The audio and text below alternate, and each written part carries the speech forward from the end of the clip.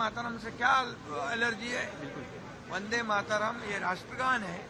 ये वंदे मातरम कहते कहते हमारे देशभक्त स्वातंत्र वीर उन्होंने बलिदान दिया है, देश को आजादी दिलाई है। ये राष्ट्रगान है वंदे मातरम, मातृभूमि को वंदन करना, इसमें क्या गलत है? और इसलिए वंदे मातरम सभी लोगों को कहना है। राहुल गांधी का कहना है कि यूएस डील में भारत सरकार ने भारत माता को भेज दिया है। शिंदे साहब, परभनी में जिस तरह से मुस्लिम मेयर बिठाया गया, क्या हिंदुत्व की और मराठी की बात करते थे, लेकिन वहाँ पर जहाँ मौका मिला वहाँ मुस्लिम उन्होंने। अरे बाबा, 2019 में उन्होंने जब बाला साहब ठाकरे जी के विचार छोड़ दिए, इसलिए तो हमने सरकार बदल दिया। सरकार बदल के लोगों के, जनता के दिल का सरकार लाया है, और इसीलिए हम बाला साहब ठाकरे जी के विचार को आगे बढ़ा रहे हैं, डेवलपमेंट को आगे बढ़ा रहे हैं। इसलिए 3.5 सालों में जो राज्य सरकार ने, महायुति ने काम किया है, इसका नतीजा क्या है? हम महायुति विधानसभा में 1 साइड जीत गई, नगर परिषद में जीत गई, महापालिका में जीत गई, अभी जिला परिषद में जीत गई। तो महायुति को, जो हम बाला साहब ठाकरे जी को विचार को आगे बढ़ा रहे हैं, अभी उन्होंने अपना असली चेहरा दिखाया है। शिंदे साहब, आप जो है बांग्लादेश मुक्त मुंबई, बांग्लादेशी मुक्त मुंबई करना है। बांग्लादेशी जो है, जहाँ कुछ आधार कार्ड उन्होंने लिए हुए हैं, कुछ गवर्नमेंट डॉक्यूमेंट उन्होंने लिए, उसकी जांच होगी और बिल्कुल वो सब जो कागजात है, जो आधार कार्ड जैसे, वो उसको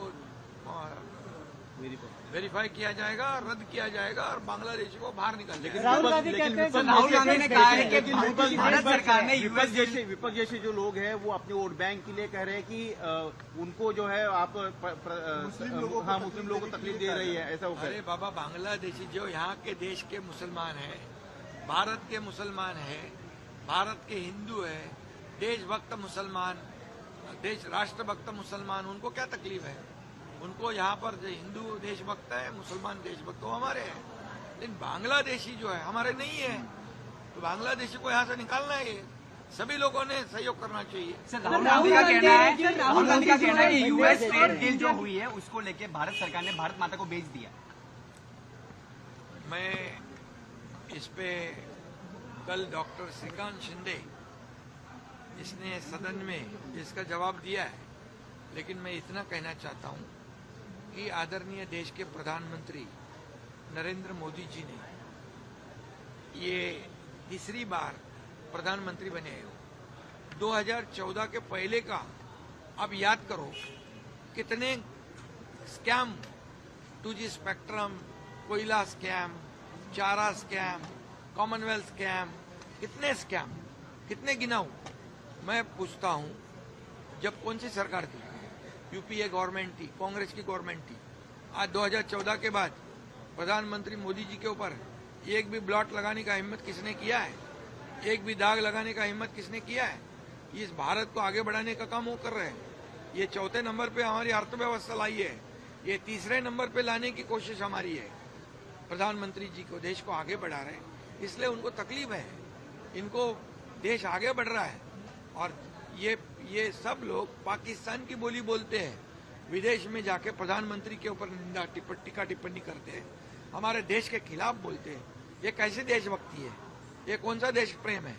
और इसलिए इनके बयान की मैं कड़ी निंदा करता हूं और निषेध करता हूं। सर, निशिकांत दुबे ने उनकी मेंबरशिप कैंसिल करने की मांग की है राहुल गांधी की। मैं इतना ही कहूंगा कि ये जो आरोप लगाया है, ये उनके जमाने में यूपीए गवर्नमेंट ने कई बार ऐसे बयानबाजी की है कि देश विरोधी बयानबाजी की है, और ये भारत को आगे बढ़ाने का काम, भारत को आर्थिक महासत्ता बनाने का काम, भारत को आत्मनिर्भर बनाने का काम आदरणीय प्रधानमंत्री मोदी जी करते हैं। इसलिए उनके ऊपर ये आरोप लगाना उचित नहीं है।